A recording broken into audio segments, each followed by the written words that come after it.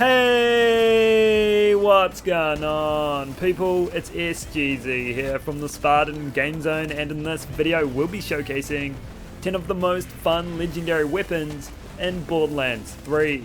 With these in your hands you can't help but to have a good time. Not everything is about the damage you deal, that comes from within. The real damage is the fun we had along the way. These are some of the most satisfying weapons and guns with the most unique special effects in the game, and I'll be letting you know where you can get each gun, explain what they do and why they're so enjoyable to use. If you enjoyed the video, I'd appreciate it if you could drop a like, feel free to subscribe if you haven't already, or you could even follow me on Twitter. Make sure to look out for part 2 and don't be afraid to let me know what you think should be in it, and let's crack into it. We open part 1 of the most fun legendary weapons in Borderlands 3 with the Breath of the Dying, a corrosive only assault rifle that has an increased chance to drop from Blinding Banshee. You fight around here in Desolation's Edge. The Breath of the Dying is a gun that spreads sickness like no other. On kill, a ring of orbs will burst out from the enemy you defeated and sweep across the battlefield. They deal large amounts of splash damage on impact and will often purge the area of any unwanted foes. That gives it a lot more mobbing potential than your standard assault rifle, and its regular damage is more than high enough to drain health bars on its own.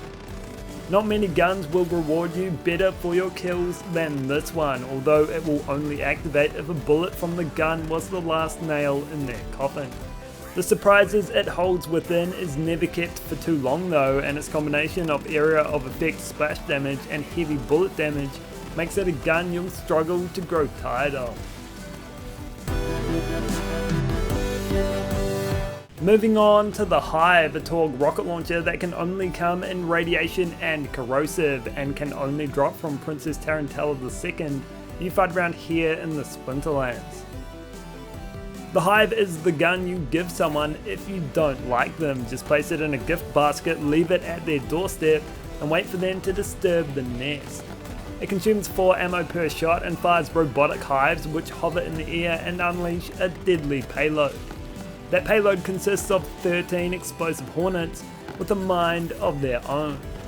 They fly from their nest and swarm the arena, seeking enemies and dealing great damage on impact. It's always a sight to see when the gun does all the work, and there isn't a better worker than this. Things get increasingly more chaotic the more you fire, making the Infernal Wish the perfect companion, and if you're Zane, this is one great weapon to give to your clone. Paired together you'll share a moment to remember. Your clone can do it on their own, but when you work in tandem there's nothing else like it. It's the pinnacle when it comes to deadly automation. Other guns should be scared because it may just steal their jobs. Next up is the Boom Sickle, a rare but advanced version of the Sickle that can come in all the elements and has an increased chance to drop from Anointed X4. You fight around here in the Anvil as part of the quest Malevolent Practice. It's a fact that shotguns are great fun to use, but when that shotgun fires things that explode, there's not much better unless instead of firing bullets it fires swords, but that's neither here nor there. In Borderlands 3, the Boom Sickle scratches that itch, firing 10 explosive pellets in the shape of a sickle at the cost of 2 ammo per shot. It's fully automatic and can be used to tear through enemies. Even though I say it's a shotgun, it actually takes ammo from the AR pool, allowing you to use it indefinitely. The deep echo it makes each time you fire is incredibly satisfying, especially when coupled with the screams of your enemies as it quickly eats away at their health bar. It's good fun on all characters, but particularly on Moes, who can make great use of its explosive pellets. And if you're looking for a similar weapon that's easier to get, then you can always run with the Phaser's underbarrel shotgun from Atomic and the Tazendir Ruins. Time now for the Recursion, a melee shotgun that can come in all the elements and has an increased chance to drop from General Trant. You fight around here in Desolation's Edge. The Recursion at one time was probably the most enjoyable gun in the game with its uncapped ricochet count, but now it's still good fun, just not as broken. It fires elemental discs that deal splash damage and rebound between enemies up to 7 times. It's fantastic for mobbing, where you'll often see enemies in the distance get knocked clean off their feet. Amara can increase its ricochet count with indiscriminate, Moze can boost their power, Black can get them landing crits, and Zane can supercharge them with the Hustler class mod. If you want to get peak damage, aim for a ×2 variant and combine that with an Infernal Wish, which will see 3 discs ricochet potentially 21 times in total each time you fire. Aside from its affinity while mobbing, it's also great while bossing when there's something to ricochet projectiles off of, but if you're Zane you can abuse Eraser to have them ricochet off each other. It may not be god tier like it was in the past, but that doesn't mean you won't have a great time making use of all it has to offer.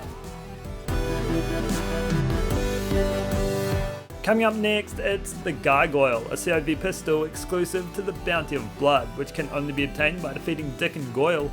You fight around here in Bloodsun Canyon. The Gargoyle only comes in corrosive and fires 1, 2 or 3 projectiles per shot at the cost of 2, 3 or 4 ammo. It's a weapon that doesn't deal damage lying down, it throws everything it can at your opposition, even the kitchen sink, and that's why you can't help but to love it.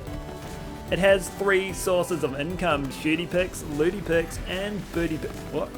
How'd that get in there? No, I mean it has 3 damage sources, all of which count as splash damage, first when its projectiles impact, then shortly afterwards when they explode, and it will occasionally send out a wall of acid, which is its single highest source of damage. It's unrelenting, you'll constantly hear the pop of its sticky bombs as they explode, and the splash of its green goo as it hits its mark. There's never a dull moment with it in your hands, and it'll constantly keep your enemies on their toes. Now for the Firestorm, melee one sniper rifle that can only come in fire. How strange, and has an increased chance to drop from Katagawa Jr. You fight around here in Atlas HQ. The Firestorm consumes 2 ammo per shot, and after fully charging, unleashes a barrage of flaming energy bolts. Each bolt explodes into a fiery nova and triggers 3 magma balls which float into the air before crashing back down to earth a second or 2 later. Both damage sources deal splash damage and result in one of the most fiery scenes you'll ever see. It'll turn the field orange in an instant, raising the air temperature and making it feel like you've somehow been teleported to the underworld. Its magma balls do take a while to fall down, but I found they were perfectly timed to crush any cartel members who had just spawned in.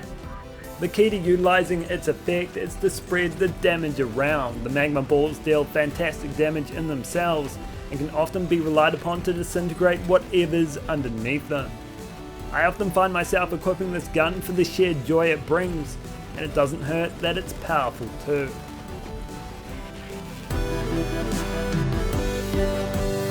Next up, it's the Hydra Frost, a COV pistol that only comes in cryo and belongs to the Guns, Love and Tentacles DLC.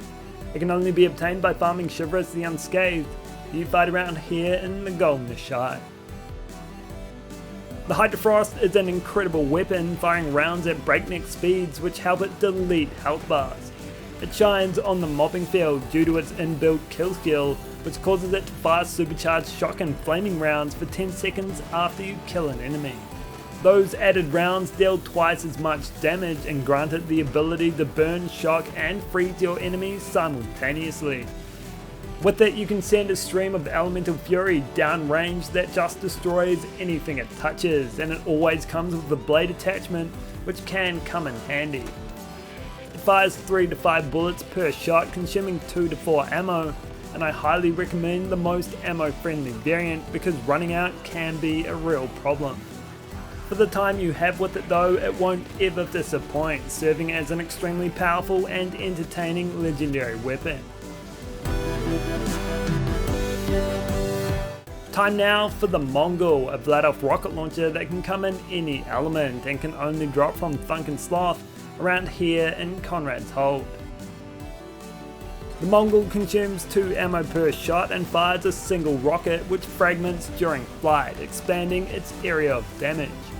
Because of how it works, it's best fired from a distance, and if you run Amara, heavy range should be avoided.